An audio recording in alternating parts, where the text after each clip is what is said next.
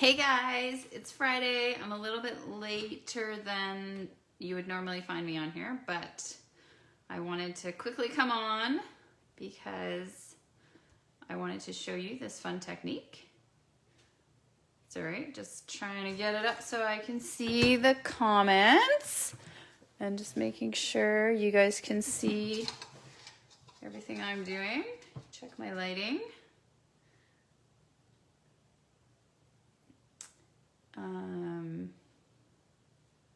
There we go. Okay, so please say hi if you join me. And I'm just gonna get started because my son and husband will be home any minute from lacrosse and he'll want the iPad to do his reading. Okay, so I made this card with the Crafty Carrot Co. I think I have shared it because it was part of something they did on their Facebook group. And I just wanted to show you how she did this masking. So it's super simple actually. And we're just gonna get right into it.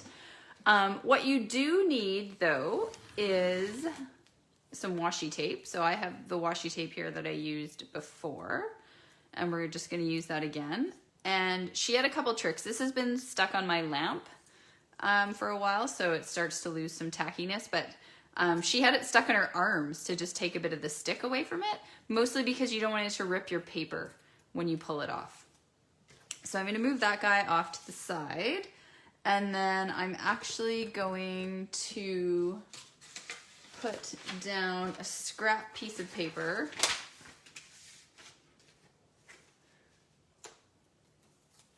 So that we don't mess up and that we're not taped to the blue piece. So what you want to do is create the area that you're going to do the blending in. So we're going to do that. We're going to leave a little border here. And then we're going to, I'm basically using the edge of my card as my sort of straight edge. Okay, so I'm going to tape that down. And then I am going to take another piece, and you can have any distance you want here. I think we did roughly an inch. Hello, Carol from Connecticut. You are a night owl, my dear. Okay, so we're gonna move this over and sort of have a space that we're going to sponge in. I think it's about roughly an inch. Let's measure. Look at that. Just over an inch, inch and a quarter. And this one that I did before was even more than that. Okay.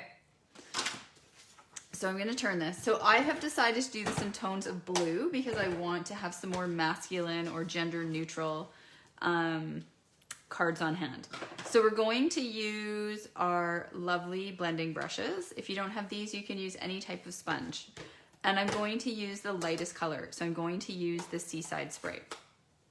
Now we want to be as light as possible with this. So we're going to start with a really light touch because we know that once we lay the color down, we can add to it, but we can't go back, right? We can't take color away. Just trying to make sure that this is roughly straight. Looks pretty good. So I am going to, and I learned some other tips here with your blending brushes, to do small circles on your ink. And then of course we know we always want to do circles.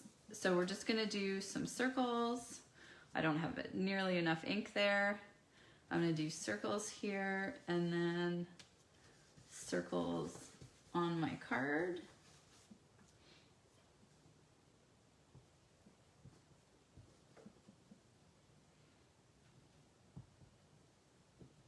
Make sure I'm picking up some ink.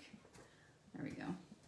So you always want to start off your paper and then bring it on, just so you don't get any sort of obvious bits of ink. So I'm just gonna do that. It looks like I've got a bit of whatever I had on here before, but that's okay because we're gonna do something fun, so it's not gonna matter. And I'm just gonna cover this whole area, making sure I haven't left any white and that I'm happy with this. Get some even coverage. So you can see I'm not pressing too darkly. I'm not pressing too hard so that it's not too dark. Okay, so I'm fairly happy with that. Now, what you can notice that we did in this card is we did little circles. So I was actually gonna do stars on this card, but because I'm pressed for time, I'm just gonna do circles again because I already have the template for circles. So all that I did, this is like a piece of the white cardboard that comes in your DSP, the 12 packs of cardstock. And I just use a combination of punches and dies to cut out some different sizes of circles. So now what we're going to do is just use this to create some fun in our space here. So I'm going to start with this small circle. I'm going to use the same color. So I'm going to get some more ink there, and I'm going to start off, and then I'm just going to go in this circle. So I'm going to use a little more pressure so that we actually see this circle so that it pops off. And you'll see when I take this away that we can see we have this faint circle. Okay, so I'm going to do a bunch of these circles in this size, sticking with this same color. You just want to be careful that your template doesn't end up over here, because then you'll end up on your card front. You also want to make sure you don't go off the edge this way. So now that I have done this, if I were to make one of these templates again, I would make sure my circle was in the middle so I didn't run the risk of going off. But what we got going on here is fine. I'm gonna do another one. Hello, Jen, Amy, and Kathy. Hopefully one of you has a beverage. It's Friday evening. I'm hoping someone has a nice glass of wine or cold beer or cocktail. I do not.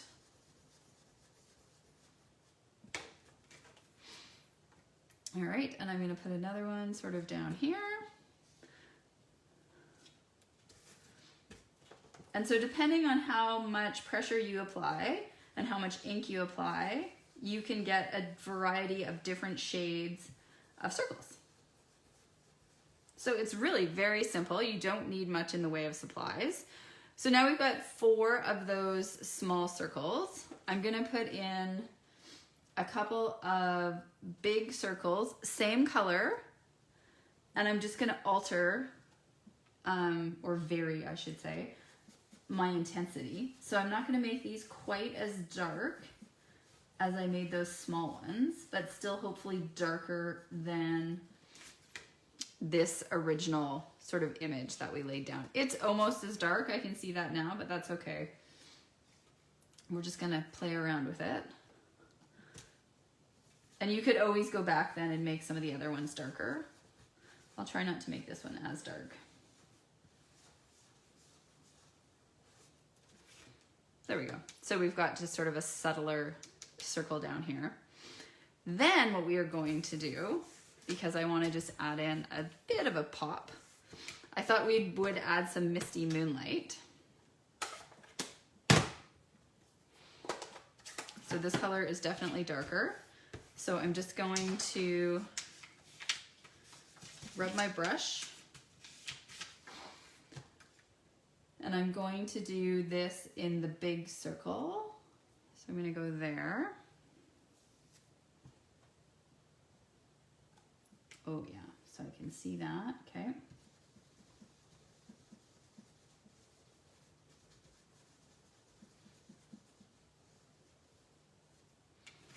So now you can see we have this nice sort of bold circle. I love that. Oh, that looks great.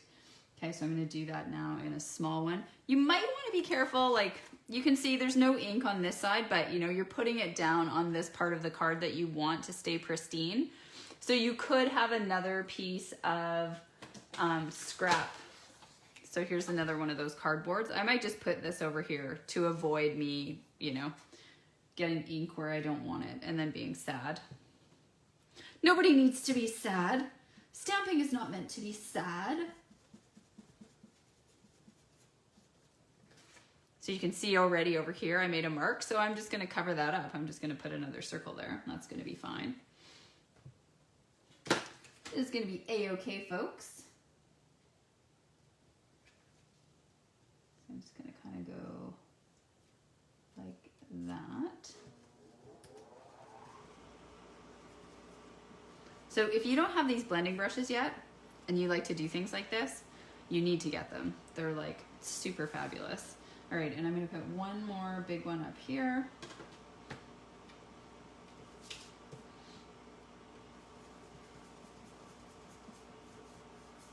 So you could see you could do this with any shape.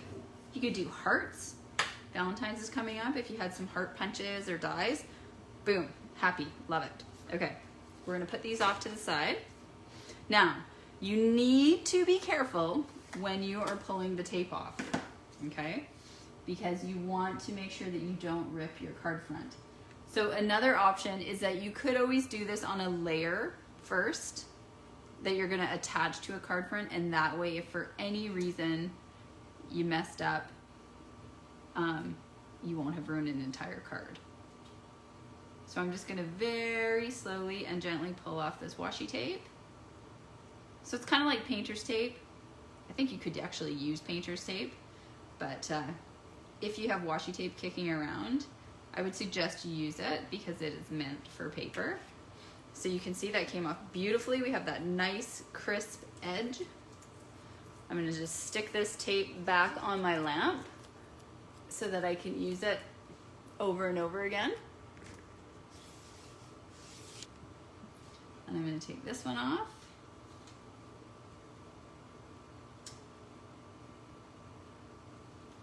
So I can see this one is actually wants to lift my card front a little bit, so I'm going to be very careful. Very careful. Excuse me. I can also see I got a bit of ink very faintly on the other side of this, which is actually okay, I don't mind that. It's like a fun little other stripe. Now I can see my tape again, so I'm just going to very carefully meet it in the middle. This is probably the hardest part about this technique, is taking your tape off.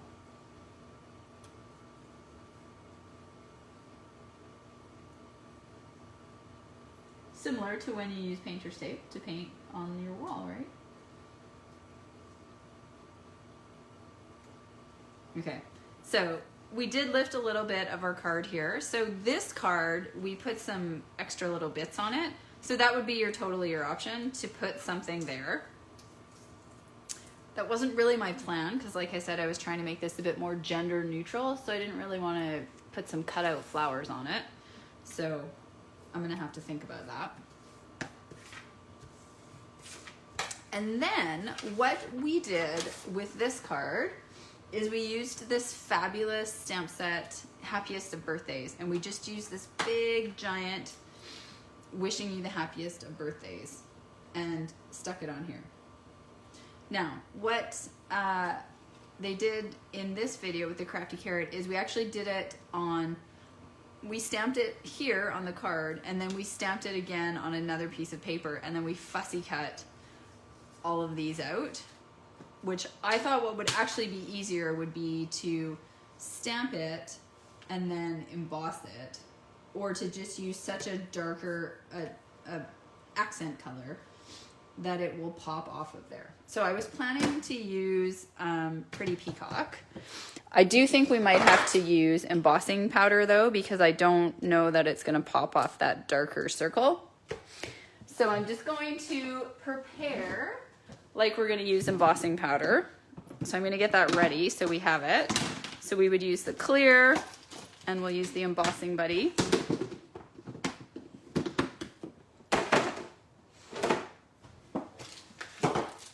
And then I'll have to figure out what I'm gonna do there.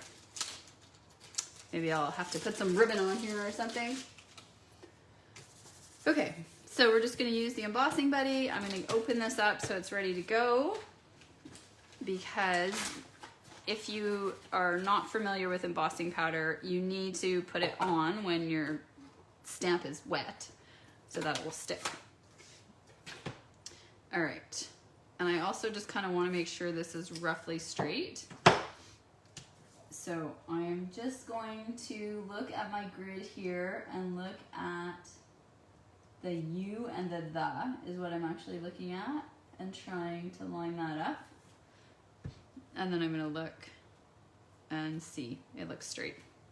That would be the other thing, is if you stamp this and then it's crooked. But you know what? Sometimes I just purposely stamp things on an angle, so then you don't ever have to worry about, is it straight?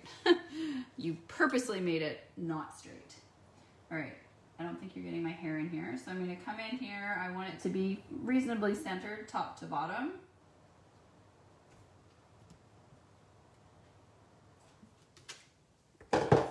Okay, it actually shows up not too bad, but I think it will look nice if we emboss it. So this isn't really working. I'm gonna dump it on here.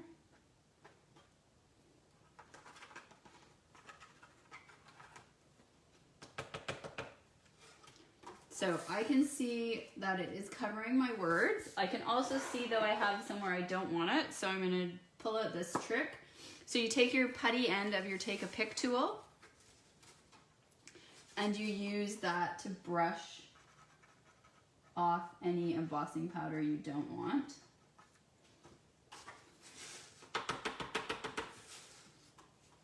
You can also use your finger, but sometimes when we use our finger, we actually end up getting it where we actually want the embossing paste, like right there. So this was a neat little trick. I'm gonna just put a little bit more on there, see if it'll work. There we go, okay. All right. We're gonna heat that up. Close that. Close the ink pad. Everybody knows we don't like to have open ink pads. You know what I'm gonna put there? I'm gonna put an embellishment maybe. Where there's a will, there's a way. This would actually, like, you know what this would look really pretty with as well? Is some butterflies or the dragonflies.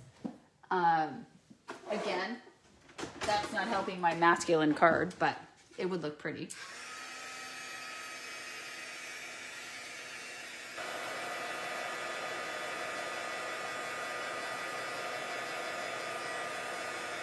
So the magic that is heat and embossing powder, you can see how it changes as we heat it up.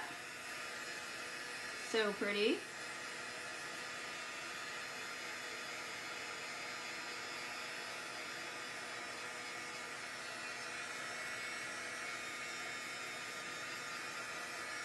Boom. Now we have our glimmery, shimmery loveliness. What could we do? We could do some leaves or something. What am I thinking? I don't have a cake. Sorry, I'm just looking at my stamp set. I feel like sometimes when I walk away, you guys can't hear me. But I was looking to see if I had like a cake or anything, but we don't actually have. Well, we could do a popsicle. That'd be good.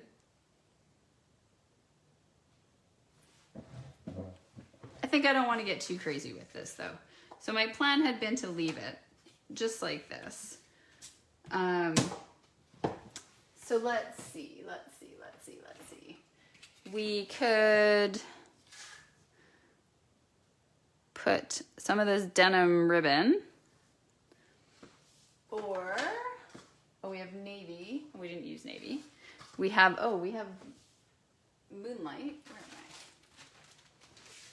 I?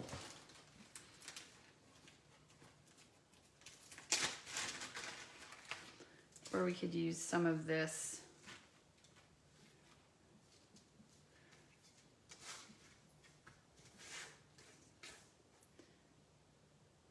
We could maybe just put, I don't really love that though, to be honest with you. Okay, I don't like any of those options. So let's look at our embellishments. And instead we will, so we could use some of these guys.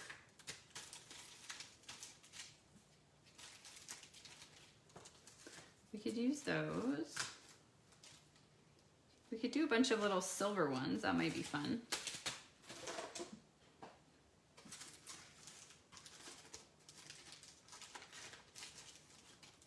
It's always fun when you have to like figure out how to correct something, right? Ooh, sequins. That would be good. When in doubt, friends. When in doubt. Right, Chandra? Where are you? This will be perfect because I have sequins in both the colors of blue that we've used. So we will just glue on some sequins. Love it. Perfect. So we're just going to pick a few of these.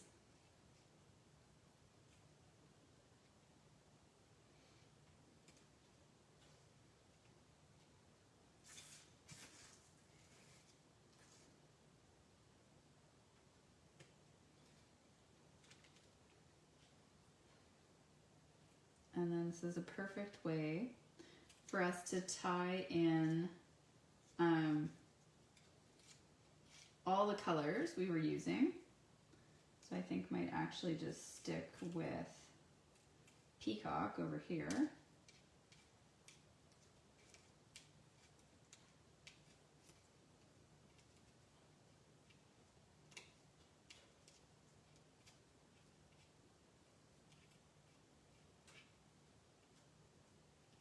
So I'm not actually going to bother with putting these on right now. We're just going to place them so you guys can kind of see how I would finish off this card.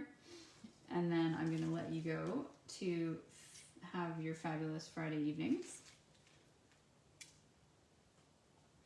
And generally this is what I do when I decide I'm going to put sequins on something. I kind of lay them all out, figure out where I want them to go, and then I just slowly lift them off one by one and use my fine tip glue pen to put them in place.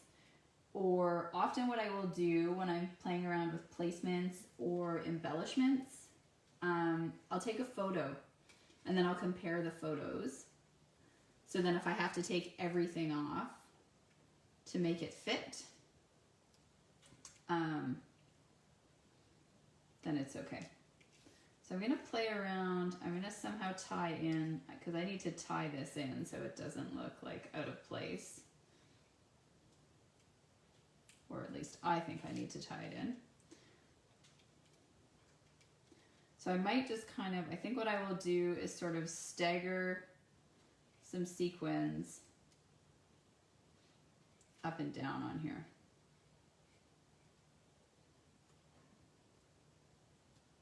And see if I like how that looks.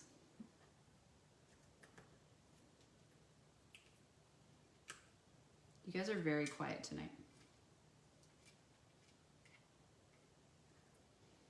Hopefully that's not because this is super boring, but if it is, I apologize. But I wanted to get on because I've been trying to get on Fridays, and I wanted to share this technique because it's pretty fun and it's pretty accessible for most people to do. You don't need a lot of supplies. You don't need a ton of stamp sets. All